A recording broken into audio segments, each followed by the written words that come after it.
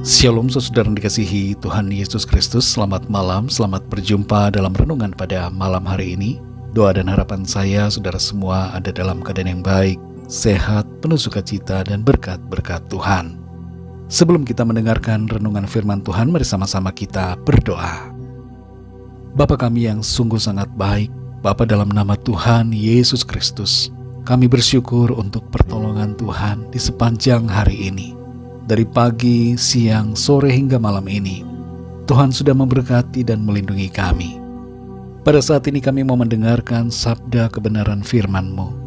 Jamah hati kami Tuhan, bukakan dan berikan pengertian untuk memahami akan kehendak-Mu. Dalam nama Tuhan Yesus kami berdoa. Haleluya, amin.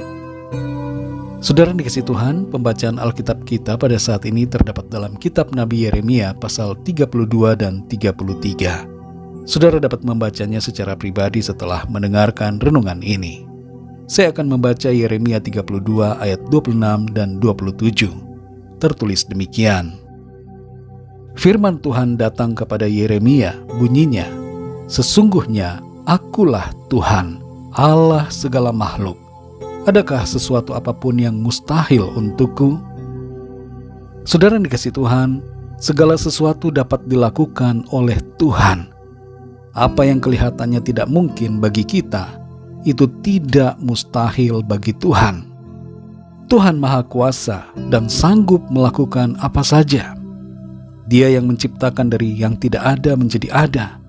Dia juga dapat melakukan hal-hal yang kelihatannya sulit untuk terjadi. Sebuah survei menunjukkan bahwa 80% lebih orang Amerika percaya bahwa mujizat bisa terjadi.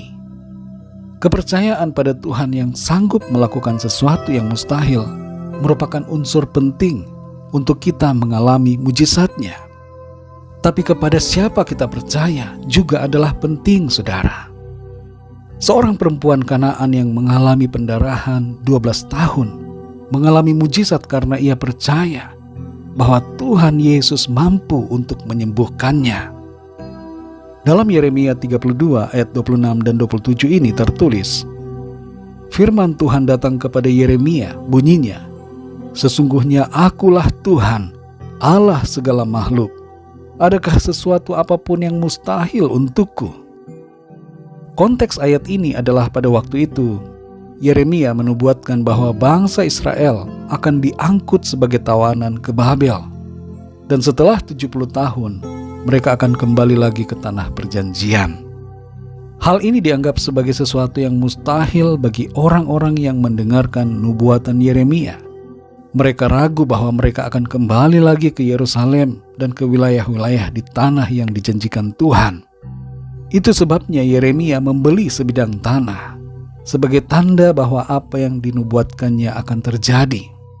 Yeremia ingin meyakinkan mereka bahwa ucapan nubuatannya pasti terlaksana. Kalau kita membaca ayat 43, di situ Tuhan berkata, "Orang akan membeli ladang lagi di negeri ini yang kamu katakan itu adalah tempat tandus tanpa manusia dan hewan. Itu telah diserahkan ke dalam tangan orang-orang Kasdim." Salah satu bagian dari pemulihan yang Tuhan kerjakan adalah orang-orang akan membeli ladang lagi di negeri yang telah mereka tinggalkan. Saudara yang dikasihi Tuhan, seperti bangsa Israel atau Yehuda yang seringkali meragukan kekuasaan Tuhan, kita pun perlu kita akui, sadar atau tidak, terkadang atau seringkali meragukan kuasa dan kemampuan Tuhan. Kalau kita punya kecenderungan untuk tidak percaya pada kemampuan Tuhan, maka kita perlu bertobat, saudara. Kita perlu mengubah sikap hati kita. Jangan hidup hanya berlandaskan logika berpikir kita, saudara. Tapi mari landaskan hidup kita pada firman Tuhan yang berkuasa. Dalam Amsal 3 ayat yang kelima di situ tertulis, "Percayalah kepada Tuhan dengan segenap hatimu, dan janganlah bersandar kepada pengertianmu sendiri." Terlalu sering saudara kita bersandar pada pikiran-pikiran kita sendiri, sehingga kita meragukan firman Tuhan. Kita meragukan kuasa Tuhan dalam hidup kita. Mari saudara yang dikasihi Tuhan, belajarlah untuk mempercayai Tuhan dengan segenap hati kita. Pikiran kita mungkin nampaknya valid berdasarkan berbagai kenyataan dan logika. Tapi sadarilah bahwa pikiran kita terlalu sering membatasi kerja kuasa Tuhan dalam hidup kita sendiri. Karena itu saudara, serahkan semua pikiran kita dan tundukkan pada firman-Nya dan pada kuasa Tuhan. Tidak ada yang mustahil bagi Tuhan.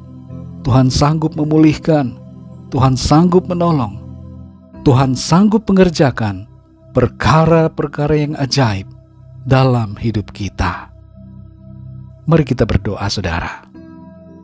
Bapa kami yang di surga, Bapa dalam nama Tuhan Yesus Kristus, kami bersyukur untuk firman-Mu yang sudah kami dengar pada saat ini.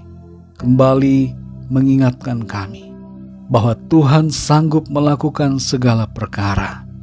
Tidak ada yang mustahil bagi-Mu Tuhan. Segala sesuatu yang tidak mungkin bagi kami, itu tidak mustahil bagi Tuhan. Kami bersyukur kami punya Tuhan, Allah yang maha kuasa, yang hebat, yang sanggup melakukan segala perkara. Itu sebabnya kami memiliki harapan di dalam Engkau Tuhan.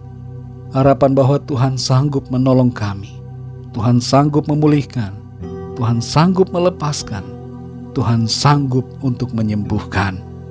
Kami percaya padamu Tuhan Yesus. Engkau berkuasa dan maha kuasa dan sanggup melakukan segala perkara.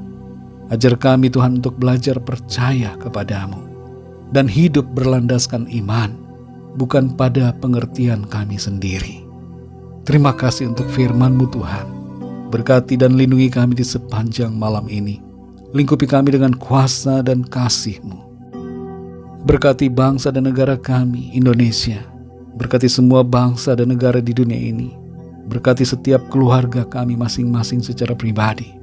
Dan kami berdoa mohon lawatan Tuhan bagi yang sakit dan dalam persoalan, mengalami kesembuhan dan pertolongan Tuhan. Kami percaya kami alami berkat, damai sejahtera dan kasih karunia Tuhan yang berlimpah-limpah dalam hidup kami. Terima kasih Bapa. Hanya dalam nama-Mu yang kudus, nama Tuhan Yesus Kristus, kami sudah berdoa dan mengucap syukur. Haleluya. Amin. Puji Tuhan saudara yang dikasihi Tuhan. Saya percaya firman Tuhan menjadi berkat dan kekuatan buat saudara semua. Dan Roh Kudus akan menolong saudara untuk lebih lagi memahami kebenaran firman Tuhan. Tuhan Yesus memberkati saudara semua. Sampai jumpa dalam renungan yang berikutnya. Haleluya.